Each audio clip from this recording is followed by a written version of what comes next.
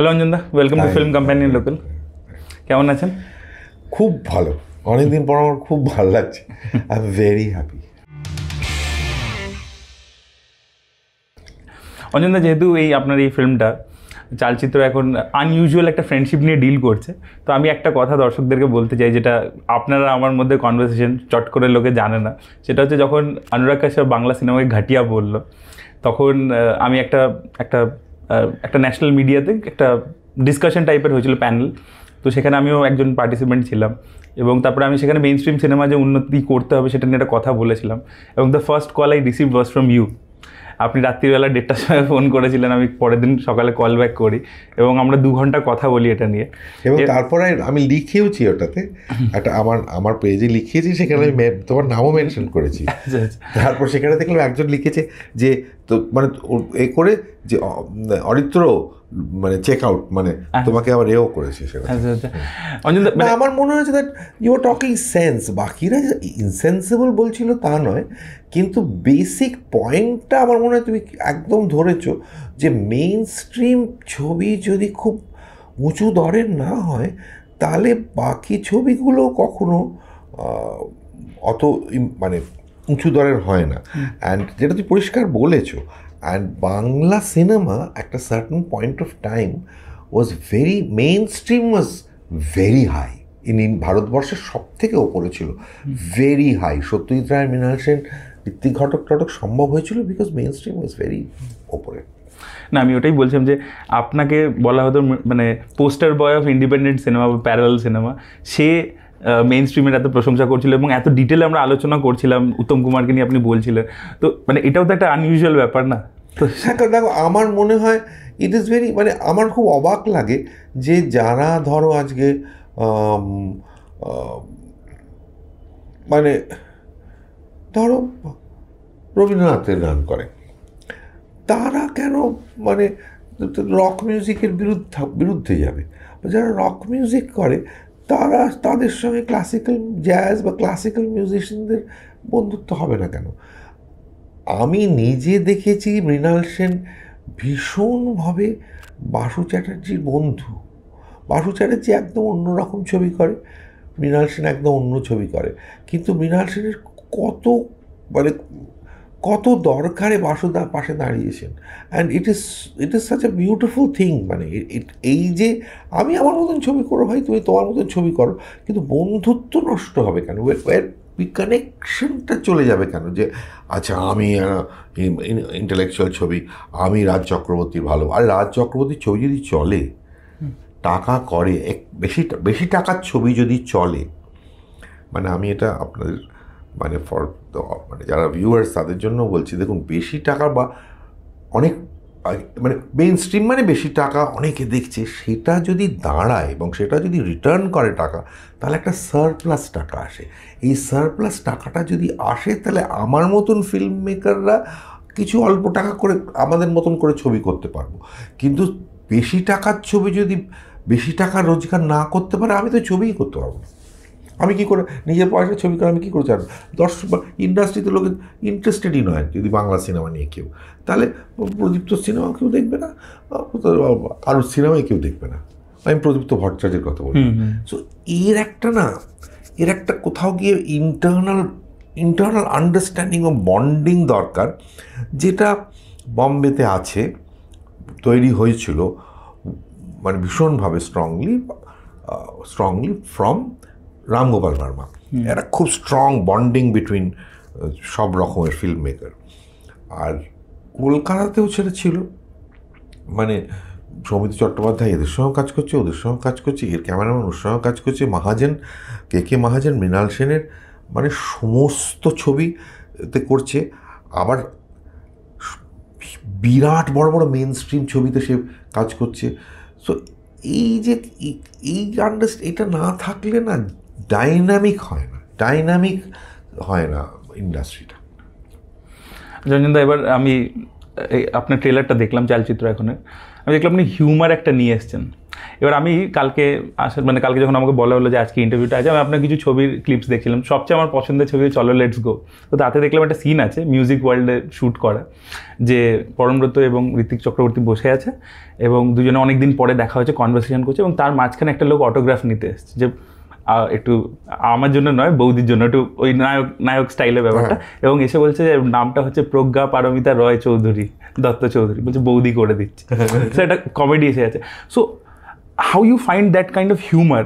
মানে হয়তো এই দুটো বন্ধুর মধ্যে কনভারসেশনটা খুব সত্যি, মানে খুব সিরিয়াস একটা কনভারসেশন হচ্ছে, যেখানে আমরা দেখতে পাচ্ছি একজন খুব সাকসেসফুল হয়ে গেছে, অনেকদিন পরে দেখা হয়েছে, একটা কোথাও টাকা বলছে, অফার করছে, তার মধ্যে একটা স্লাইট হিউমার চলে এলো। সেম জিনিসটা আমি এই ট্রেলারের মধ্যে চালচিত্র এখন দেখতে পেলাম, যে একটা সিন শ্যুট হচ্ছে, তার মধ্যে বললো টিকিটটা তুমি মুখে রাখো, গিলে ফেলো, তারপর ফেলে দাও, না আমি তো খেয়ে নিয়েছি। মানে এই যে how you find humour in those situation? আমি বলছি হিউমার ছাড়া, অরিত্র, উইট অ্যান্ড হিউমার ছাড়া ভালো ছবি হয় না। আই পার্সোনালি ফিল দ্যাট একটা সেন্স অফ উইট হিউমার রাখতেই হবে। মানে সিরিয়াস অরণ্যের দিন রাত্রির মতো সিরিয়াস ছবি বা খারিজের মতো সিরিয়াস ছবির মধ্যে একটা অদ্ভুত সেন্স অফ হিউমার আছে যখন ছেলেগুলো এসে জল খেতে চায়। মানে এই যে মজাগুলো না রাখলে না, আমার মনে হয় ইটস সামহাউ একপেশে হয়ে যায় ছবিটা। সো মৃণাল সেনের মধ্যে একটা অসম্ভব sense of wheat and humour ছিল। হয়তো তিনি এমন ছবি করতেন যেগুলো অত্যন্ত সিরিয়াস, অত্যন্ত এক্সপেরিমেন্টাল এবং পলিটিক্যাল, কিন্তু সেসব ছাপিয়েও যদি আমি ইন্টারভিউতে দেখি যে জানেন তো ওই বলে না যে আমার নাম রঞ্জিত মল্লিক, জানেন, আরে ডিরেক্টরটা আমায় ধরেছে বলে, এর আমার মা কিন্তু মা নয়, আমার মা বল ফাট করে পথের পাঁচালি সিনটা দেখা না। এই মজাটা, উনি ভীষণ মজার লোক ছিলেন। তো আজকে যদি আমি মৃণাল সেনের উপর একটা কাজ করতে চাই, I will celebrate a sense of humour, তার পাগলামি, তার ইরাটিক জিনিসপত্র, মানে এইগুলোই আমি সেলিব্রেট করব। আমি সত্যি মৃণাল সেনকে ভালোবাসি, যাকে ভালোবাসি তাকে পুজো করব নাকি? আমি কোনোদিন পুজো করব না। I will never, I will always, I will আরো উপরে তুলে সিরিয়াস গম্ভীর, এটা আমি কখনো করতে পারবো না। I will show him funny. Anjan দত্তটাও confused, একটা কিয়স হচ্ছে, এইটা আমি দেখাতে পারলেই সত্যি কথাটা দেখাবো। আর এখন এটা এছাড়া আমি মিথ্যে কথা বলবো, মানে it was such a loving মজার রিলেশনশিপ। সো আমি এইভাবেই মৃণাল সেনকে দেখাবো। বাট অ্যাপার্ট ফ্রম দ্যাট, সিনেমাতেও না, আমি এই ছবিটা করতে গিয়ে আই গট ব্যাক আমার ওই পুরোনো ছবিগুলোর এনার্জি, দ্যাট মৃণাল সেন আমাকে তো ওই দিকেই ঠেলে দিয়েছিলেন ওই করতে। আর মাঝখানে Aritra I lost it somehow. Byomkesh করে না আমি ভুল করেছি কিরকম, মানে it was not my kind of cinema. খুব সাকসেসফুল হয়েছে, কিন্তু সাকসেসটা ইজ, মানে সেটা রং কারণে সাকসেস হলে খুব ভুল হয়ে যাবে। It was not my kind of cinema, যে কারণে হয়তো আমার পরের দিকের ছবিগুলো আরও ইন্টারেস্টিং হতে পারতো, বা ব্যোমকেশ না করলে আমি যে রঞ্জনার থেকে টেক অফ করে আরও ইন্টারেস্টিং মজা টজা করে করতে পারতাম, সেই নষ্ট হয়ে গেল সেই সময়টা। But I think I have come back again to that wacky funny মজার এক্সাইটিং আধুনিক ছবি, এইটা ম্যাডলি বাঙালি টাংলি। কারণ এত সিরিয়াস হয়ে গেলে মানুষ, যদি ভীষণ সিরিয়াস হয়ে গেছে মানুষ, এত সিরিয়াসনেস হবে না কেন? সবাই সিরিয়াস, সবাই ভীষণ সিরিয়াস সাবজেক্ট, ভীষণ গম্ভীর হয়ে একটা দায়িত্ব নিয়ে পলিটিক্যালি কারেক্ট কথা বলতে হবে। কেন তো পলিটিক্যালি কারেক্ট কথা বলতে হবে? সবাই ভীষণ সিরিয়াস, এবং সবাই মানে এইটা ইজ ডুইং ড্যামেজ, আমাদের ক্ষতি হয়ে যাচ্ছে। বাঙালির যে একটা মজা ছিল, একটা আড্ডা মজা ফান, মানে কোনো দিন যারা দুর্গাপুজোকে একটা ধর্মীয় অনুষ্ঠান গলা কাঁপিয়ে বলেনি, কারণ দুর্গাপুজো একটা ফেস্টিভ্যাল হচ্ছে, সেখানে পুজো গান হচ্ছে, সিনেমা বেরোচ্ছে, করছে। এই যে চরিত্রটা আই থিঙ্ক যেটা সত্যি ছিল একসময়, মানুষ হারিয়ে ফেলছে, probably because of social pressures আর পলিটিক্যাল প্রেশার্স। পলিটিক্স থাকবেই, সোশ্যাল প্রেশার্স থাকবেই, বাড়ছে হয়তো, কিন্তু তার জন্য মানুষের সঙ্গে মানুষের এত সিরিয়াস গম্ভীর হয়ে গেছে সবাই। আমার খুব অস্বস্তি লাগে। আমার মনে একটু মজার ছবি, মৈনাকের সঙ্গে কথা হচ্ছে সেদিন, মৈনাক ভৌমিক, যে somehow আবার we started connecting. আর মহিনা প্রবলেমটা কেন সবাই সিরিয়াস? আমি যদি বলি না চলা মানে খারাপ নয়, সত্যি কথা বলে দেওয়া, দ্যাট সত্যি তো এখন আমার অডিয়েন্স কলকাতায় নেই, তারা কানপুরে গেছে কি কেন্টাকিতে আছে, তারা বাঙালি, দিল্লিতে আছে, বম্বেতে আছে। আমার মতো কিছু মানুষের গান হয়তো বালি বর্ধমানে আর শোনে না, তারা আমাকে ব্যাঙ্গালোরে নিয়ে যায়, বাট আমি ক্যানাডায় শোনাচ্ছি, বাঙালির কাছেই শোনাচ্ছি। আবার কিছু রূপমের গান হই হই করে চলছে বর্ধমানে, দ্যাটস পার্ট অফ লাইফ। এটা নিয়ে করার কী আছে? সৃজিতের কলকাতা একটা অডিয়েন্স আছে, ঠিকই যাবে, তারা যাই করবে। আমার তো নেই এখন, সেটা আমি আছে গম্ভীর গলায় হ্যাঁ আছে বলে বুঝতে গেলে ননসেন্স একটা লোক, কেন নেই নেই। এবং আছে কোথায়? আছে ওটিটিতে। সুজয় সরকারের সমস্ত ছবি ওটিটিতে রিলিজ করে। রিসেন্টলি উদম সিং অক্টোবর সব তো ওটিটি। আর এখন তুমি দেখো যে ছবিগুলো আমাদের ভালো লাগে, মানে অনুরাগের ছবি, সুধীরের আফওয়া, হলে চলছে না, তো চলছে না, কি ওটিটিতে চলছে। এটা তো মেনে নিতেই হবে যে এই ছবিটা রকি অ্যান্ড রানি ফাটিয়ে দিয়েছে হলে, কিন্তু এটা ফ্যাক্ট অফ লাইফ। এবং সেখানে ওই প্রিটেন্সটা আমার ভালো লাগে না, এবং সবাই বুঝতে পারে, অডিয়েন্স সবাই বুঝতে পারে। আমি আবার কোয়েশ্চেনটাতে ফিরছি। আমি বলছিলাম যে জিজ্ঞেস করছিলাম যে আপনি হিউমারটা, মানে ওটা তো ওরকম কোনো, যাকে আমরা স্ল্যাপস্টিক হিউমার বলি না, মানে যেখানে একদম লাইন বাই লাইন লিখে পাঞ্চ লাইনের উপর ডিপেন্ড করে, আপনি তো সেইভাবে জেনারেট করছেন না। সো মানে ওই হিউমারটা কি ইম্প্রোভাইজেশন থেকে আসে? আপনি কি অ্যাক্টারকে পার্টিকুলার কিছু সাজেশন দেন, নাকি ওটা রিটেন একটা লাইন, মানে ওইভাবে আপনি প্ল্যান করেছেন? মানে how that humour comes out? Because madly Bangali, চলো লেটস গো, ওগুলোতে আমরা দেখেছি মানে ওই টাইপের হিউমার, যে কথা হচ্ছে হতে হতে একটা ছোট্ট, মানে অরিন্দম শীলের যে ক্যারেক্টারটা ছিল চলো লেটস গোতে, মাঝে মাঝে এমন একটা কথা বলছে যেটা একটা হিউমার জেনারেট হয়ে যাচ্ছে, যে পুরো ভাঁওতাবাজি দিয়ে এখান থেকে টাকা বার করছে পা থেকে। অ্যাকচুয়ালি এইগুলো লেখা, এইগুলো আমার এই ধরনের স্ক্রিপ্ট লিখতে ভালো লাগে, এইগুলো একদম লেখা থাকে স্ক্রিপ্টে, কিন্তু যখন এটা এক্সিকিউটেড হয় তখন সেটা আমি চেষ্টা করি অ্যাক্টার্সদের বলতে, তোমরা তোমাদের মতন করে বলো, তোমাদের মতন করে এটা তুমি বলে দাও আর কি। সেখানে অ্যাক্টার্সদের কিছুটা লিবার্টি, যে আগেরটা পরেরটা আগে করে বলে দেওয়া, কিন্তু বাট কিছু এগুলো লেখা থাকে। মানে I enjoy writing witty dialogues, যে এইটা আমার ভাল লাগে, আমার লিখতে ভাল লাগে।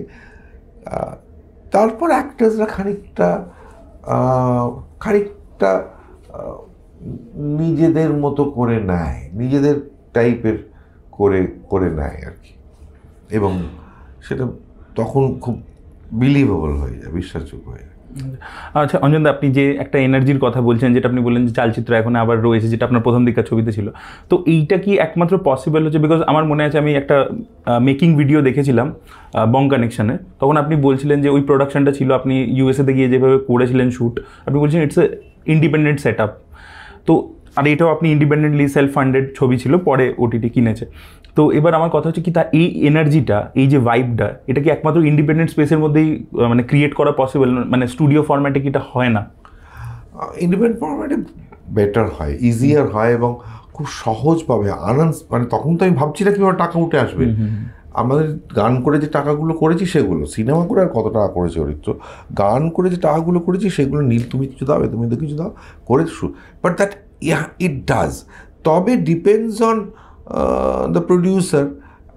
Yes, actually depends on the budget. মানে সত্যি কথা বলতে গেলে বাজেটটা কম থাকলে, ইন্ডিপেন্ডেন্ট প্রোডাকশন হলে স্পন্টেনিয়াস এনার্জিটা বেশি হয়, ডেফিনেটলি বেশি হয়। আমার সময় লেগে গেছে, I should have become an independent producer long time back. মানে এই অনুরাগটা এরা অনেক আগে, দিবাকর এরা অনেক আগে করে ফেলেছে। I should have done it earlier. এখন 71 বছর বয়সে এসেছি। সো আই হোপ দ্যাট আমার যারা younger, they will get into independent production.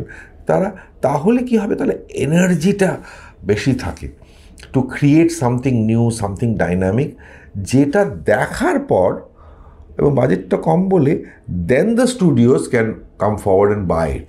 স্টুডিওসরা যখন করতে যায় তারা তো অনেক অনেক কিছু তার তামঝাম আছে, তাদের কাছে একটা জিনিস নিয়ে গেলে তারা বুঝতে পারে, না নিয়ে গেলে তখন কোট আনকোট ওই এর মধ্যে পড়ে যায়, ওই মার্কেটেবল ফর্মুলাতে পড়ে যায়। সেটা ব্রেক করে করে যদি কেউ দেখাতে পারে তখন পিপল মানে এগিয়ে আসে বলে মনে হয়। প্রসূন যেটা করলো, নিজে করে করে করে করে করে তারপরে ওর বেরিয়ে গেল ওই দোস্তজি ওই ছবিটা। এটা হ্যাঁ, ইন্ডিপেন্ডেন্ট প্রোডাকশন হলে ডেফিনেটলি ইজিয়ার হয়, কারণ স্টুডিও সেট আপে একটু ডিফিকাল্ট, কারণ ওদের তো অনেকগুলো জিনিস ভাবতে হয়। তবে জয়েন্ট প্রোডাকশনও হয়, যদি joint half studio half independent, কিন্তু একদম ফরমাইশি কাজে ডিফিকাল্ট করা খুব ডিফিকাল্ট। মানে আমি শুরুর দিকে আমার সঙ্গে যারা প্রডিউসার ছিল তাদের সঙ্গে আই ওয়াজ লাকি যে তাদের সঙ্গে অল্প ঝগড়াঝাটি করে বং কানেকশন, একটু অল্প একটু এ করে এই আমাদের চরলেটস গো একটু কম মারামারি করে ম্যাডলি বাঙালি প্রায় কিছু না করে গানে নাম করেছি বলে ছেড়ে দিয়েছিল রঞ্জনা আমি আর আসবো না, এই অবধি কিন্তু আমি ম্যানেজ করেছিলাম।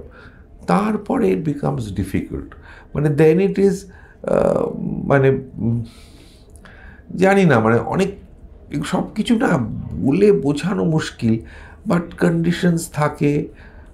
হ্যাঁ, ইন্ডিপেন্ডেন্ট হলে অনেক বেশি ফ্রি এনার্জি বেশি থাকে। আমি এই ছবিটা কিফে দেখানো হয়েছিল, আমি তখন কিছু লোকের রিয়াকশনস দেখছিলাম। সুধীর মিশ্রা খুব প্রশংসা করেছে, গৌতম ঘোষ খুব প্রশংসা করেছে। তো আমি পার্টিকুলারলি জানতে চাই যে আপনি, মানে অনেকে নাকি আপনাকে চিনতে পারেনি, মনে করছে হ্যাঁ প্রথম 5 মিনিট তুই মাংস দিলে বুঝতেই পারিনি কে এটা। তো এই ডিসিশনটা নিলেন কেন যে মানে মৃণাল সেন আপনি প্লে করুন? আমি লিখতে লিখতে এই ডিসিশনটা নিয়েছিলাম বিকজ আমার মনে হয়েছিল আমি মৃণালকে যতটা আত্মস্থ করেছি, ওনার হাবভাবগুলো যত আমি করতে পারবো, কারণ আমি তো আক্ষরিক অর্থে পারবো না, আমার চেহারা ওরকম নয়, আমার গলা ওরকম নয়, আমি হাবভাবে ওটাকে মৃণাল সেন করে দেবো। আমি ওই টিপিক্যাল বায়োপিকে বিশ্বাস করি না, অনেকে করে, আমি করি না। তো আমি যতটা আত্মস্থ করেছি, যতটা এক্স্যাক্টলি মানে ফিজিটি, সারাক্ষণ মানে হয় দৌড়চ্ছে নয় পড়ে যাচ্ছে, চুরিটা টানছে, কন্টিনিউয়াস একটা অ্যাক্টারকে আমি বলে যেতে হবে নাক চুলকো, হাত চুলকো, আর সেও বুঝতে পারবে না যে কেন এরকম করছে, টেবিলে বসে পাটা কেন তুলে দিচ্ছে, অথচ সেই কথা বলতে বলতে মানে টেলিফোনে কথা বলছে মনে হচ্ছে পাশের বাড়ির মানে বাড়িওয়ালার সঙ্গে, কিন্তু অ্যাকচুয়ালি কানের সঙ্গে কথা বলছে, কানের কানের head of the director of Cannes film ফেস্টিভ্যালের সঙ্গে কথা বলছে, মনে হচ্ছে না পাশের বাড়ি।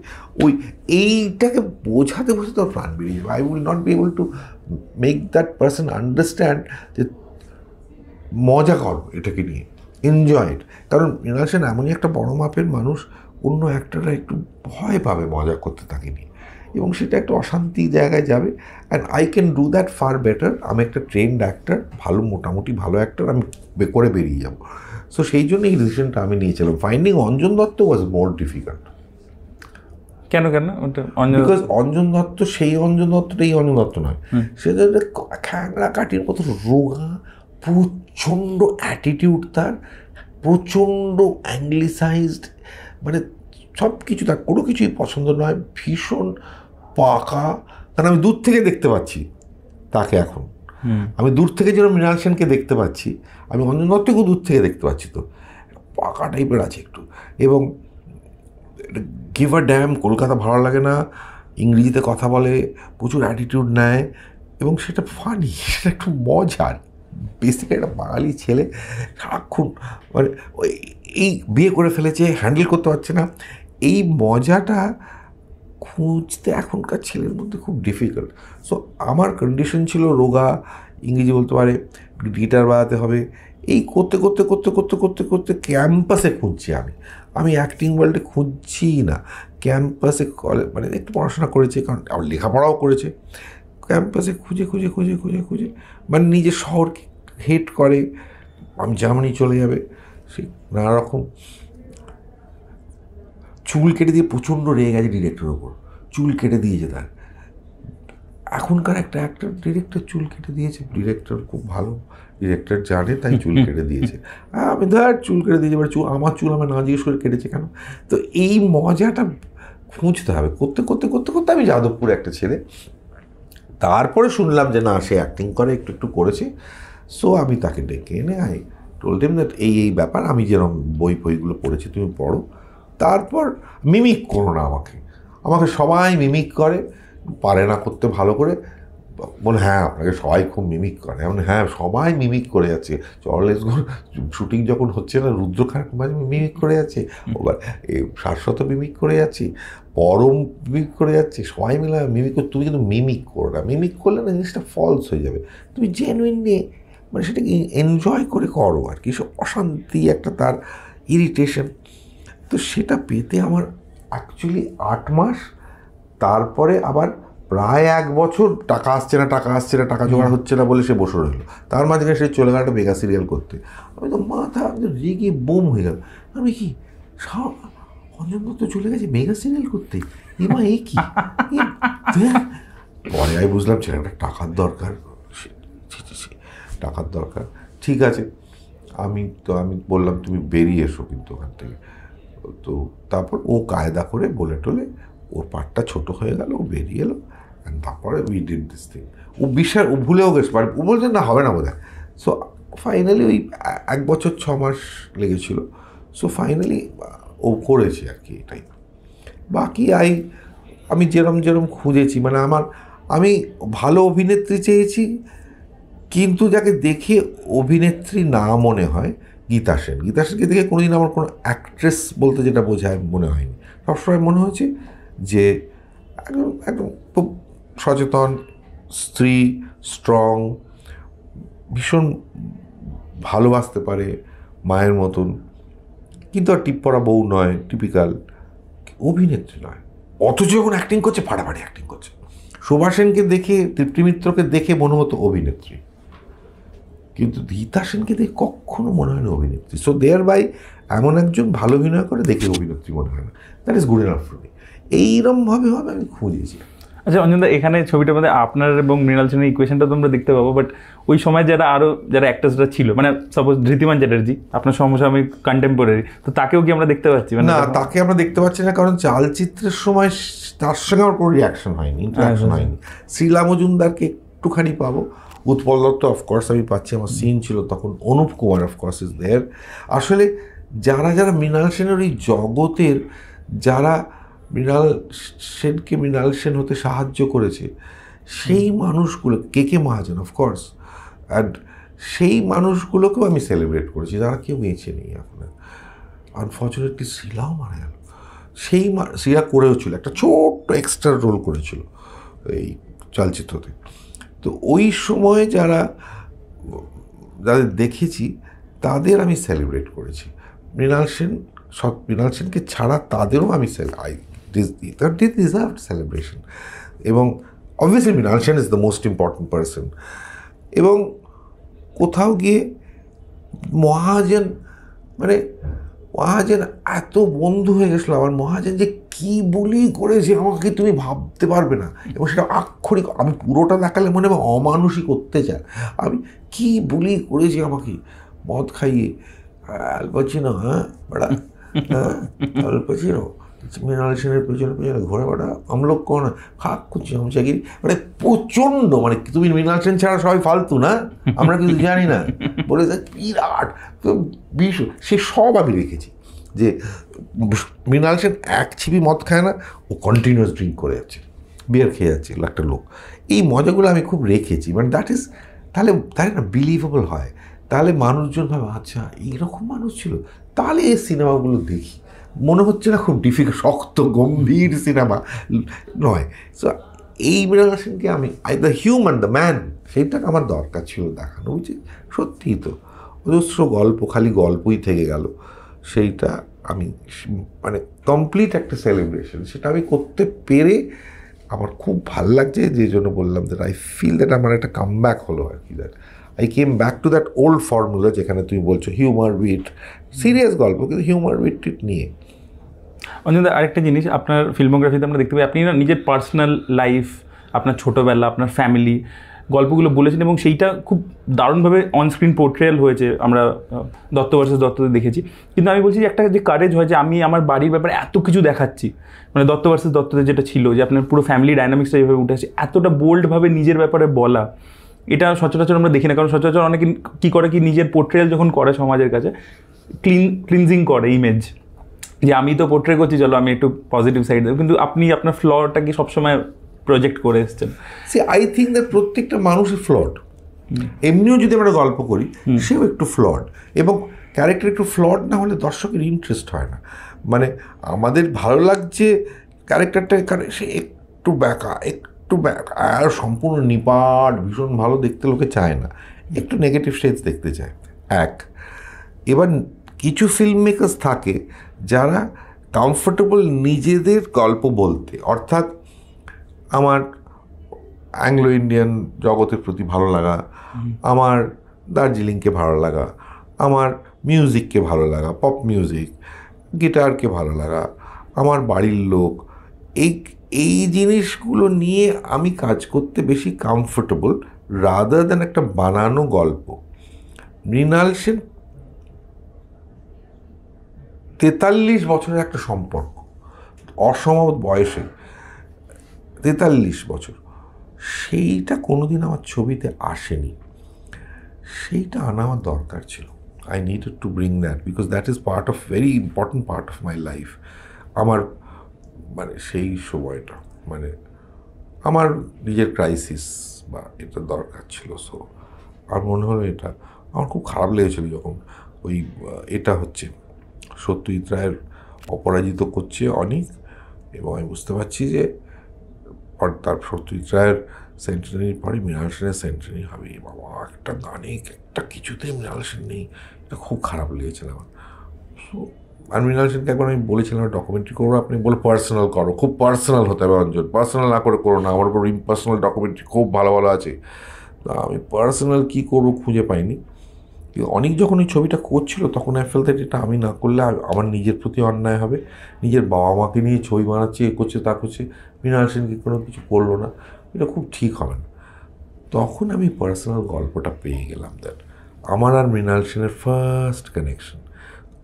সো সেইটা আমি বলতে পেরেছি এখন, কারণ অনেক দূর থেকে দেখছি তো, নিজেকেও দূর থেকে দেখছি, নিজের হিপোক্রেসিকেও দূর থেকে দেখছি, ফ্লসগুলো দেখছি, মৃণাল সেনের মানে ইররেশনাল ইরেসপন্সিবিলিটিটাও দেখছি, নিজের ইরেসপন্সিবিলিটিও দেখছি, এবং তিনি আমায় কী শিখিয়েছেন সেটা দেখছি। তো এই কী দিয়েছেন, শিখিয়েছেন নয় দিয়েছেন ইজ বেটার, সেইটা দেখতে পাচ্ছি, দেখতে পাইনি আমি। এত কাছের ছিল সেটা, দূরে গেলে দেখা যায়, একটু দূরে যতটা সহজে আমি আমার চারপাশে পৃথিবী, কলকাতা, গান, আমার ভালো লাগা, পার্ক স্ট্রিট, এগুলো দেখতে পাচ্ছি, মৃণাল সেনকে এত কাছের দেখতে আমার সময় লেগেছে, 71 বছর হয়ে গেল। বাট আই থিঙ্ক এই সময়টা দরকার ছিল। মৃণালদা বেঁচে থাকলে খুব খুশি হতো, মজা হতো, মৃণাল দেখতো নিজেকে, আর তারপরে আমাকে খুব আমার সঙ্গে ঠাট্টা করতো, জানি না পেছনে লাগতো, কী করছো জানি না, তো ওর মজা হতো। বাট আমার খুব খারাপ লাগছে। But he would have been 100 something, 95-এ মারা গেছিলেন, 4 বছর 4-5 বছর হয়ে গেল। সো এটা আমার দরকার ছিল করার। আমি পার্সোনালি মনে করি দ্যাট নিজের ব্যক্তিগত জায়গাটা জড়িয়ে ফেলতে পারলে, মানে তুমি হয়তো ছবি করছো একটা গল্প নিয়ে, যে তোমার আক্ষরিক অর্থে তোমার কথা নয়, কিন্তু নিজের ভালো লাগাটা, নিজের ওইগুলো জড়িয়ে ফেলতে পারলে ছবিটা অনেক অনেক রিয়াল হয়ে যায় সেই ডিরেক্টরের কাছে, রাদার দ্যান আরোপিত করলে। সেটা আমার মনে হয়, এটা আমার মনে হওয়া। বাট দেয়ার আর পিপল যারা খুব রিসার্চ করে খুব ভালোভাবে করতে পারে, তারাও জাস্টিফাইড যে তার নিজের জগৎ নয়। কিন্তু সে অনেকে আবার অনেক কিছু জানে, তারা অনেক ট্রাভেল করেছে, সেই গ্রামগঞ্জে ঘুরে টুরে এখানে ওখানে অনেক কিছু জেনেছে, তারা সেটা করতে পারবে। গৌতম ঘোষের ডকুমেন্টারি ফিল্ম মেকার, তার পক্ষে খুব সহজ, পদ্মা নদীর মাঝি এইসব করাটা আমি আমাকে এখন যদি বলা যায় সাঁওতালদের উপর ছবি করো, আমি পারবো না ভাই সাঁওতাল নিয়ে কাজ করতে, আমি দেখিনি তাদের, মানে তাদের সঙ্গে মিশিনি, কিন্তু আমি আরবান মানুষ নিয়ে যদি কেউ বলে কাজ করতে, আমি করতে পারবো, আমি পারবো। তো এইটাই আর কি, নিজ ব্যক্তিগত জায়গা, এবং তখন একটা সার্টেন অনেস্টি থাকা দরকার, এবং তার জন্য যে বিরাট সাহস, আর আমি নিজেকে কত দায় করে দিচ্ছি, আমি কি সাহসী, অঞ্জন দত্ত বাবা নিজের বাবাকে দেখালো মদ্যপ মাতাল হিসেবে, কি সাহস, ওরকম হচ্ছে না। কিন্তু আই এম ফিলিং একটু এম্বারেসড, আমার কষ্ট হচ্ছে আমার, যে কী রকম আমি ঠিক করছি, এর ভেতরে ভেতরে আমার কষ্ট হয়। অ্যান্ড অবভিয়াসলি আমার ফ্যামিলি যে হ্যাঁ হ্যাঁ দেখাও, মা লুকিয়ে মদ খেয়ে তো দেখাও দেখাও দেখাও, মোটেই করছে না। আমার ফ্যামিলিও তো একটু একটু আপসেট, আমার স্ত্রীও upset, what are you doing, মানে এটা কী করছো তুমি? সো বাট আমায় বুঝিয়ে টুঝিয়ে বেরিয়ে যেতে হয়, somehow I have to get out of it, because আমি জানি যে অডিয়েন্স আমায় ভুল বুঝবে না, অডিয়েন্স আমায় রেসপেক্ট করবে, বিকজ আমি তাদের কোথাও গিয়ে রেসপেক্টও দেবো, তাকে রেসপেক্টও দিয়ে দেবো, কিন্তু চাপিয়ে দিয়ে যে আমার বাবার মতন বাবা হয় না, আদর্শ বাবা প্রায় গান্ধীজির কাছাকাছি, এইটা আমার বলার কোনো মানেই হয় না। আমার বাবাই হাসতো শুনলে। সো এইটা আমার মনে হয় এটা নিডস এ লট অফ, এটা তুমি বলে, এটা একটা সেন্স অফ হিউমার থাকলে একজন মানুষ করতে পারবে, আর সেন্স অফ হিউমার না থাকলে এই কি লোকে কি ভাববে, করবো হ্যাঁ না এইসব ভাববে, সেন্স অফ হিউমারটা কমে যাচ্ছে আই থিঙ্ক। এই ছবির গল্প হচ্ছে টিচার আর স্টুডেন্টের একটা রিলেশনশিপ নিয়ে, একটা বন্ডিং নিয়ে। আপনার কয়েকজন স্টুডেন্টের নাম আমি বলছি যারা এখন খুব সাকসেসফুল ডিরেক্টর হয়ে গেছে, আপনার অ্যাসিস্ট্যান্ট ছিল তারা, আপনাকে এক লাইনে তাদের সাথে আপনার যে রিলেশনটা এটাকে ডিফাইন করতে হবে, ঠিক আছে? এটা ছোট্ট ফাটফাট করে উত্তর দিতে হবে, হ্যাঁ মানে একটু চেষ্টা করুন। তারা ভুল ভাল দাও, এটা মজার হবে আমি খুব জানি, this is going to be very funny, but ওকে চল। প্রতিম ডিগুপ্ত ভীষণ সিরিয়াস হয়ে গেছে, ভীষণ সিরিয়াস হয়ে গেছে, ভেরি ট্যালেন্টেড কিন্তু অ্যান্ড ভীষণ সিরিয়াস হয়ে গেছে। প্রতিম আগে খুব মজার ছিল, মানে হি ওয়াজ লট, বাট কেন প্রতিম এত সিরিয়াস হয়ে গেল জানি না, ভীষণ serious. Mainak Bhowmik very funny, lovely, এবং স্টিল রিস্কিং, নিজে ফেল করলে বলতে কোনো লজ্জা পায় না, and I really like that. And নিজের ছবিকে নিজেই গালাগালি দেয়, অ্যান্ড এটা খুব মজার লাগে আমার বইটাকে। অ্যান্ড হি মেক্স ফান, মানে ভীষণ সেন্স অফ হিউমার আছে, অ্যান্ড স্টিল মৈনাক কিন্তু আমরা এবং আমি আমার গার্লফ্রেন্ডের মধ্যে ছবি করতে পারি, I am 100% sure. Srijit Mukherjee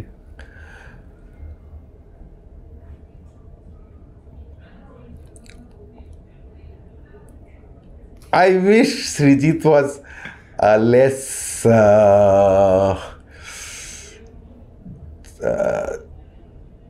but Srijit was less concerned about box office, because আমি মানে সৃজিত যদি বক্স অফিস নিয়ে কম ভাবতো তাহলে সৃজিত আরও মজার হতো, কারণ সৃজিত নিজে প্রচণ্ড, সৃজিত নানান জিনিস করার ক্ষমতা রাখে, মানে এটা চট করে পাওয়া যাবে না, সৃজিত যা খুশি তাই করতে পারে।